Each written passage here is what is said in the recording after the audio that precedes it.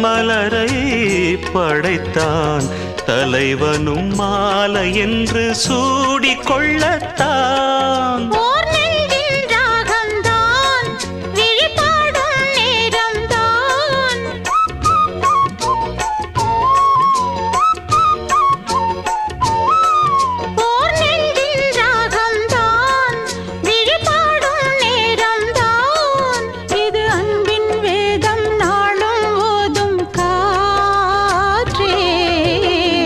வைகை நதி ஓரம் பொன்மாலை நேரம் காத்தாடுது.